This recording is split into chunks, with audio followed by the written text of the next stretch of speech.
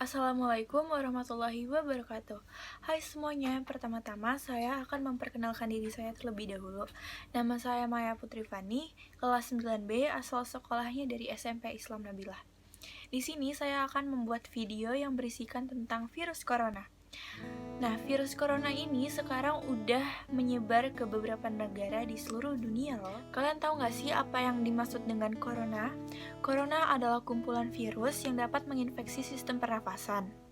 Corona atau yang biasanya disebut dengan COVID-19 ini pertama kali ditemukan di kota Wuhan, Cina. Kenapa sih julukannya COVID-19?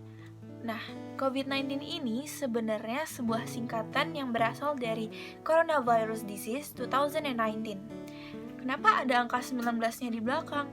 Karena virus ini pertama kali muncul pada akhir tahun 2019.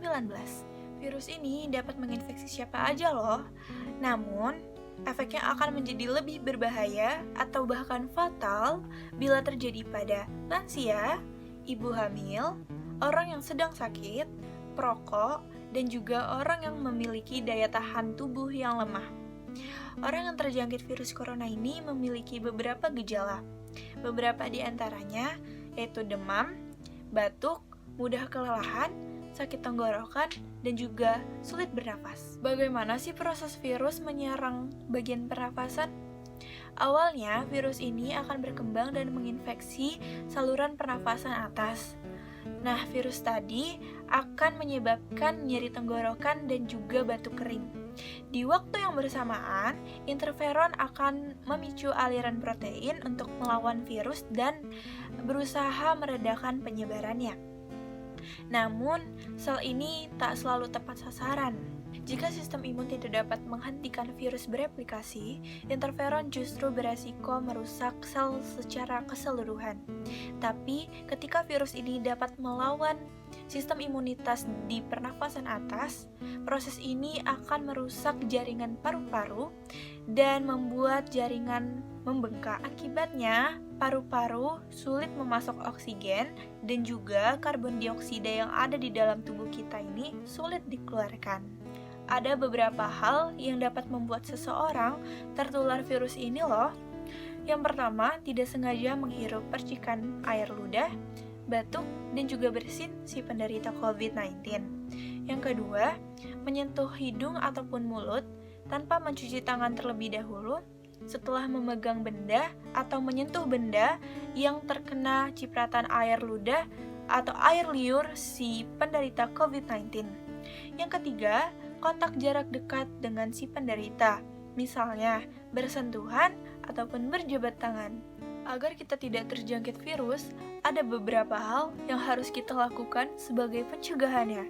Di antaranya, yang pertama, mencuci tangan menggunakan sabun hingga bersih secara teratur. Virus COVID-19 ini dapat hidup di permukaan benda tanpa inang selama berjam-jam. Sehingga dengan kita mencuci tangan hingga bersih, virus ini akan mati dan kita dapat mencegah penyebarannya. Yang kedua, menghindari keramaian dan juga jaga jarak dengan orang lain hingga 2 meter. Yang ketiga, hindari menyentuh area wajah. Karena jika tangan yang terkontaminasi menyentuh mata, hidung, mulut, ataupun bagian yang memiliki kelenjar, potensi terkena COVID-19-nya semakin besar loh. 4. Meningkatkan daya tahan tubuh dengan menciptakan pola hidup sehat. Contohnya, nggak banyak begadang.